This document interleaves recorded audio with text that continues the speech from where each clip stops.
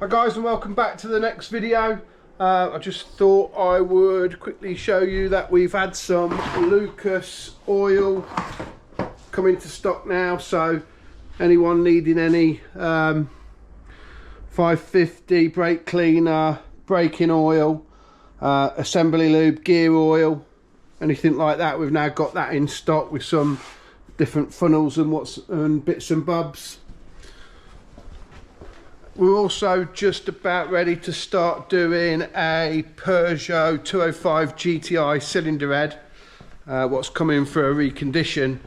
So it's looking in a little bit of a sorry state at the moment. So I'm going to get that all stripped down a bit later, clean all the bits up, go through all the gasket faces, cut the seats, face the valves, pressure test, skim it, and reset all the valve clearances. Another engine that we're looking forward to doing is this 2 litre Z-Tech. This is for Sweep over at the body shop across the way. He's building a Ford Angular at the minute. What we're going to build him a trick 2 litre Z-Tech dry sumped. This is our friend's old race engine actually that we built a little while ago. So we're going to strip it, top tail it. We're changing the pistons because it was a turbo setup before, so we're going to stick some intruder pistons in it. Big valve, big cams, heavy duty springs. We're sticking it on throttle bodies, and yeah, hopefully that should do about 225 horsepower, 230. Then we're just about ready to say goodbye to this Renault engine that we've done. I haven't filmed any of this actually, but this is Brad's old race car actually, that's just won the Porsche Championship. He sold this to a guy called Mark who's been doing some racing with it.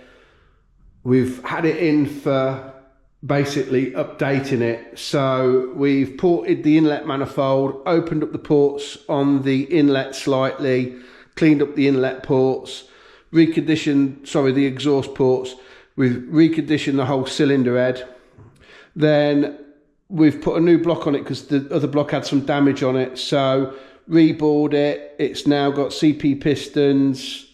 I think they're Fandnor arrow rods. I can't actually remember. It's got a lightweight flywheel, heavy duty race clutch. Then we'd got it actually, the bottom end built with a sump on it, and then Mark managed to get one of the last dry sump kits available for it.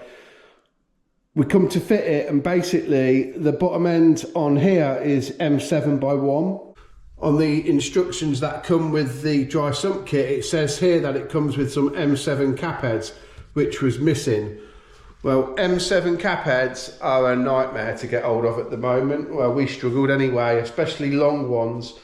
So what I decided to do was to try and take a different route around it and convert the bottom end of the engine to M8 by 1.25, which I didn't actually think it was going to be as much of a job as what it was, but my God, it was some machining to get them all nice and square and get them where it all seals up and everything.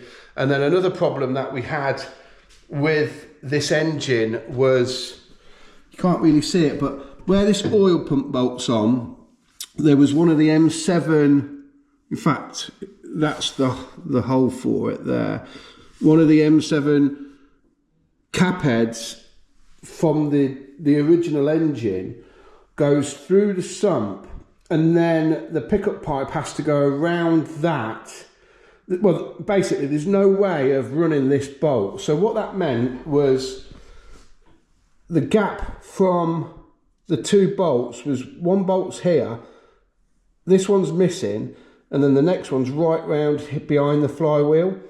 And I was not comfortable with so much of a gap there. So what I've done is I've moved off the centre and then really carefully kind of gone through the original, where the pickup pipe goes here from the dry sump kit, and then the bolts that bolt the pump to the sump. And I've put an M6 in there just to hopefully give it a little bit added sump pressure basically for tightening it up. don't want to leak, definitely. So then we've torqued it all up, timed it up.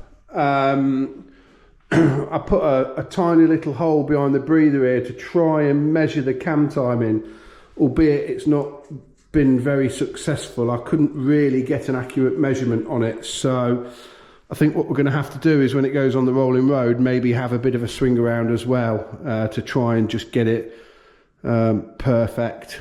He's then converting it to electric water pump, so we've blanked the original water pump off. And yeah, that's that. So that's getting picked up in the morning. And then the other job that we're just finishing off is this Evo engine, because that's got to go this week as well. And then we've got a few Cosies to do. There's 1, 2, 3 Cosworth engines that we've got to get finished. And then Sam is mainly working on pickups this week. So we'll get on with this Peugeot head recondition. So I'm just finishing a job off on the Chevy engine, well, bottom end that we machined and built for a customer. He's brought in this Edelbrock Performer inlet manifold, and these outer 4 bolts are parallel with the face, but the inner 2 are on a taper like this. And what he wants is he wants them all parallel. So he's brought in a bolt, and then I've just mounted it to 2 face plates. And then I'm just basically coming down with a cutter and just making it where it's parallel for him. So that's pretty much done. While I'm doing that, I'm watching Brad and Daryl finish off the British Enduro Championship in his Porsche with our engine in. So at the moment it looks like they're going to be national champions, so that is absolutely fantastic. So fair play to Brad, Daryl and the rest of the team Hard, and all the mechanics and everything that's been involved in that. Matt Cherriton sorts out all his telemetry and stuff, and Ben preps the car for him. So yeah, at the moment they're winning their class. They're just here. I can't see their car yet, but it's the Porsche GT3 engine that we built on one of the previous vlogs. So this is, yeah, there's 18 minutes left basically. So I'm going to carry on doing this. I'm just going to neaten this one up and then machine that one.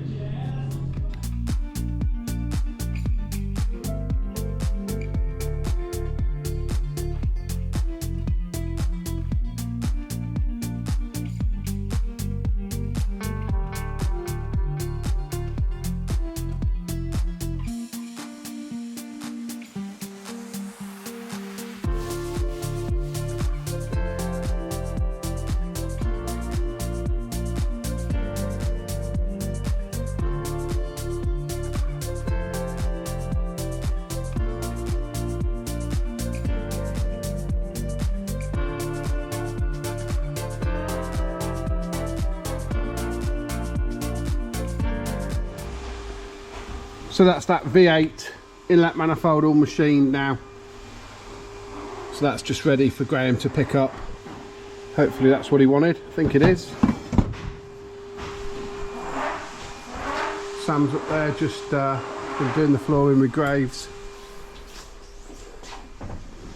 And I'm going home.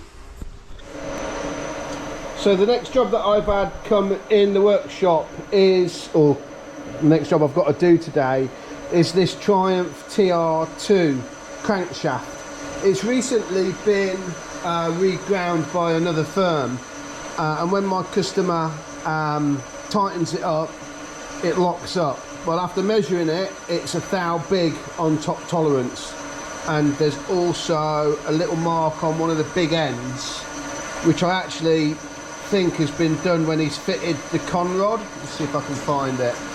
I think when he's fitted the conrod into the engine, the conrod has just caught the crankshaft on the way down, which would create a burr and then obviously damage the bearings. So I've levelled the crank up in the crank grinder in the 2 chucks. I've let the wheel run for about an hour to get some heat in it all, And then the first thing that I'm going to do is set up to grind the big ends. I've ordered the bearings first, so I'm going to 40 thou on the big ends and 30 thou on the mains. So what I'm going to do now is just double check my measurements in the crankshaft buck, which is up here. So the top line is the Triumph TR, and what I'm going to do is write it down on my notepad, and then I know basically what I've got to grind it down to. The other thing that I've noticed also is there's not much radius in here, which isn't a good thing, but I'll try and correct some of this, although I don't think I'm going to get a huge radius on there because I only want to take 10 thou off it, but we'll see what the after job is like.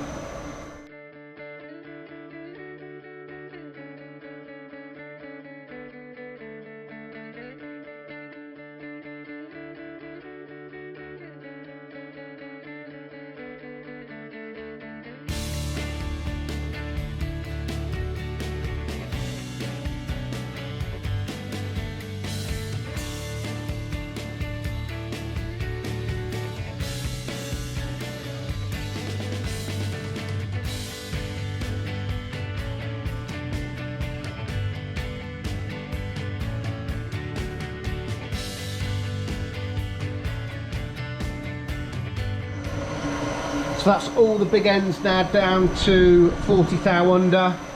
I've corrected the radius as best as I could. It's still got a bit of a sharp edge right in the centre, which I can't really get rid of that unless I take quite a lot off the big ends. So what I'm going to do now is move the machine over for testing mains, or grinding mains, sorry. Put on the deflector for the suds. I'm going to set up the continuous gauge on the crank so I know when I've got down to the right size, and we'll get these three mains ground next. So that's the first one of the main bearings ground, which is the end one near the reverse scroll. I'm going to do the centre now. So I'm bringing the wheel close to the crankshaft journal, start the machine and start to wind the machine closer to the crank.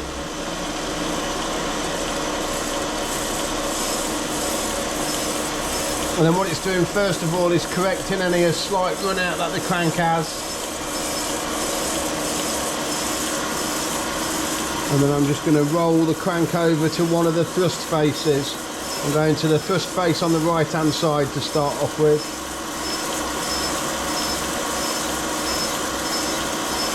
And what I'll do is I'll very delicately just touch the thrust face.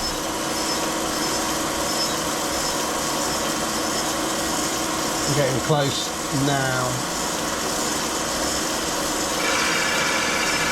And then I'll back off it a little bit. And then I'm just going to put the continuous gauge on just to see what we're like for ovality and how much needs to come off.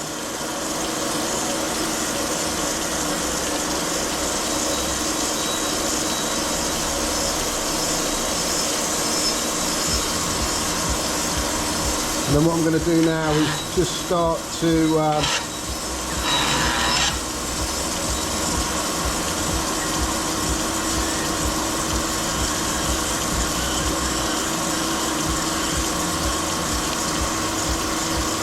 I'm just going to start moving the crankshaft over now to go and grind on the left hand side. I'm not taking too much off, I'm only doing 2 thou cuts just to keep it nice and steady.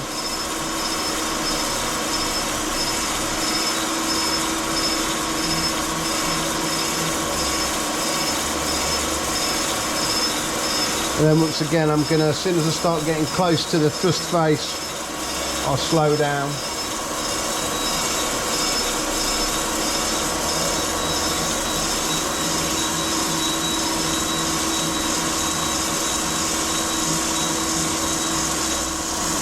Put the continuous gauge on to check it.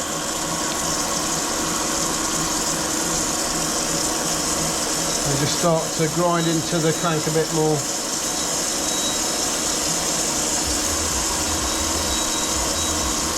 That's it, I'll get this one finished and I'll show you the end result of the whole crank. And that's the Triumph TR2 crank all finished now. That's all been micro polished. It's right down to the centre tolerance basically.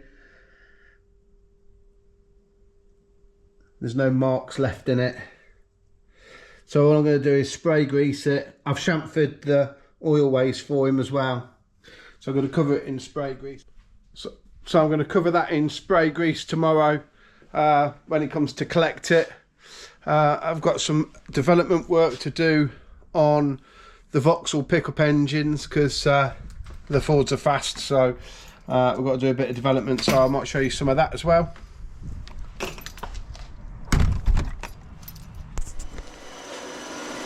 Well, I'm over in the old workshop at the moment because I've got to use my crank grinder, and I'm not going to video these two cranks being done, but I thought I would just come and show you what they are because they're pretty special, the pair of them.